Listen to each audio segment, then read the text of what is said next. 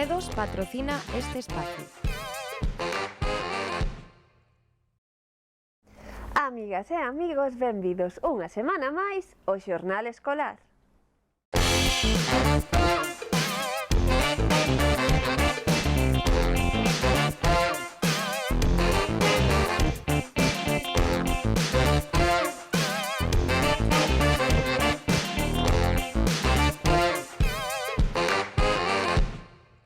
Hai uns días celebrouse o Día Internacional contra a Violencia de Xénero e nos estivemos no IES Otero Pedrallo para asistir a unha charla sobre os mensaxes que manda a publicidade e tamén vimos o novo recuncho de literatura feminista que teñen na biblioteca.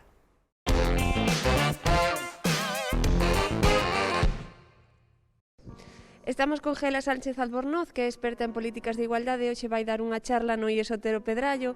Contanos un pouquiño de que vai tratar. Bueno, xa levamos anos facendo este tipo de actividades, o resultado é moi positivo porque o alumnado pois vai aprendendo cousas relacionadas cas discriminacións e desigualdades de xénero e como unha sociedade machista na que todos vivimos e unha sociedade androcéntrica vai dar lugar a o que máis se coñece na calle, que é o tema da violencia de xénero ou a violencia sobre as mulleres, que deberíamos chamarlle así. Non é de xénero, é de xénero dos homes sobre as mulleres, non?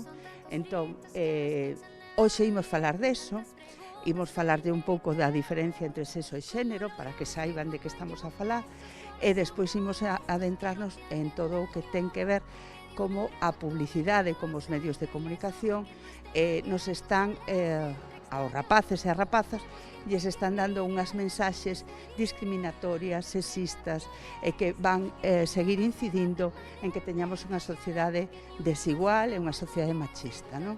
Entón, para que se dean de conta como nos está eso afectando e como están repetindo, ou estamos todos e todas repetindo, comportamentos machistas que o único que fan é facer moito dano a toda a sociedade. As mulleres, pero os homes tamén, porque hai moitos homes que morren vítima do estereotipo de xénero que teñen que desempeñar, non? É dicir, o seu rol de home lles exixe determinados comportamentos que a moitos deles os levan ao suicidio, ao consumo de drogas, a comportamentos de risco, moitos accidentes de tráfico, problemas. Por eso é unha violencia de xénero que non solamente afecta as mulleres, senón tamén os homes. Entón, que pretendemos? Que se dean de conta de cal é a realidade na que vivimos, que non hai nada que non se poda facer, sempre que nos deamos de conta de que isto non é o que queremos. Entre todos e todas temos que cambiar. En que situación estamos? Como estades vendo a mocidade nestas charlas? Mira, hai un claro retroceso. Nas noticias hai como máis violencia de xénero. Dicen como bromas de las chicas que hacéis aquí, en si tenéis que estar en casa limpiando, non sei, cosas así.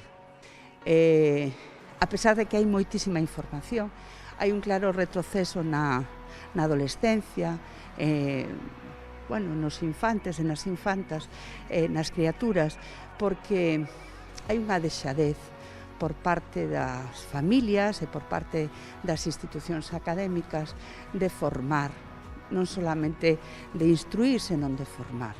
La educación, no sé, si los padres pues les dicen que de la violencia de género, pues no creo que los hijos lo hagan. Entón, que pasa? Pois que nos atopamos con nenos e nenas non formados, pero non formados en moitas cousas, non solamente non formados no ámbito de a igualdade, a corresponsabilidade, senón en outros moitos, non? Entón, que está pasando? Pois mira, que desde os 8 anos empezan os nenos a consumir pornografía. O sea, eso en outras décadas non se podía pensar porque non tiñan acceso, non? Hoxe, a través do móvil, pois imagínate unha criatura de 8 anos que estea consumindo pornografía. E a partir dos 12 xa é habitual. Entón, que pasa? Que a pornografía, desafortunadamente, non é unha pornografía libre de sesgos de xénero, senón que é unha pornografía moi machista e onde as mulleres son vejadas e onde os homes exercen violencia sobre elas. Entón, ese é o modelo de relación que estes nenos e estas nenas están aprendendo. Entón, debería haber, como xa está habendo por parte das institucións, neste caso da Xunta de Galicia, programas nos que se informe a xuventude, aos rapaces, as rapazas, de como teñen que ser unhas relaciones de igualdade, non? Porque despois, claro, reproducen o que ven, e despois tamén o feito de que esteamos nunha sociedade machista, pois van a facer o que ven facer na casa. Entón, o consideran algo natural, cando en realidade non é algo natural, senón que é algo aprendido. Hacer más charlas del feminismo, que yo por lo menos no hice nunca ninguna. E, polo tanto, podemos aprender algo diferente para ter unha sociedade máis igualitaria. Son tantos gritos que no escucha nadie, tantas preguntas tan inevitables. ¿Cómo logramos que cuando haya un beso? Hola, son Bruno de terceiro B. Vou vos contar da miña mascarilla, que é esta. Inspireme para facela no pañuelo do feminismo.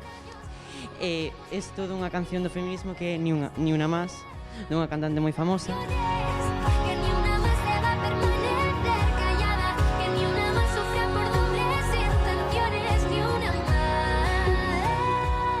ni una más. Ana e Conchita son as encargadas da biblioteca do Otero Pedrallo que nos van a falar deste rincón morado que fixeron. Bueno, hai outra, Oiches, Belén, que é moi importante. O que pasa que non está presente.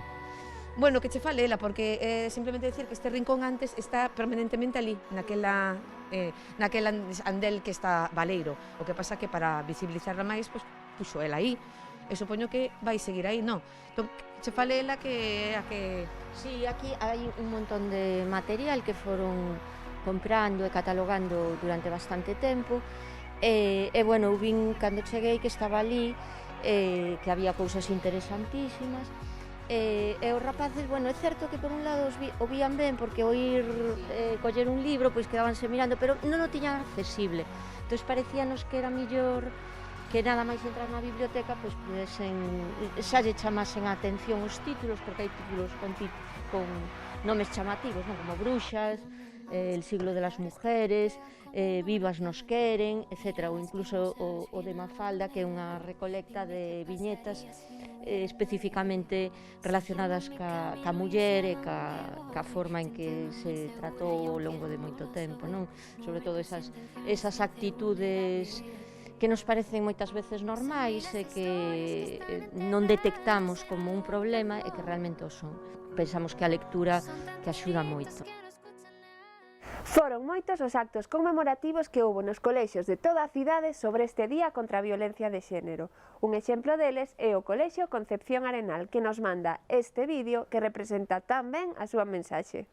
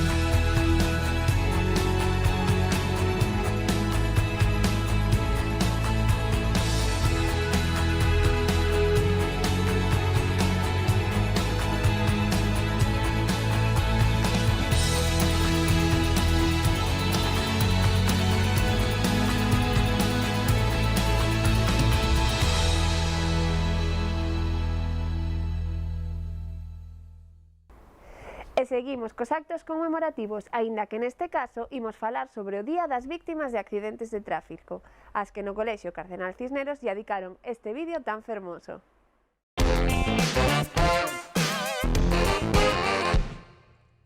Axúdanos, axúdanos, axúdanos! Non saltes os semáforos. Vaya modiño. Pon o cinto. No uses o teléfono mentras conduces. Cruza por los pasos de peón. Se bebes, non conduzas. e vos pequen na cadeira xitada. A seguridade cousa de todos. Non máis aceites. Non máis vítimas. Parémoslo xa. Podo axudar. Ti podes axudar. Ser vítimas! Axúdanos. Día Mundial E lembranza Das vítimas do tráfico.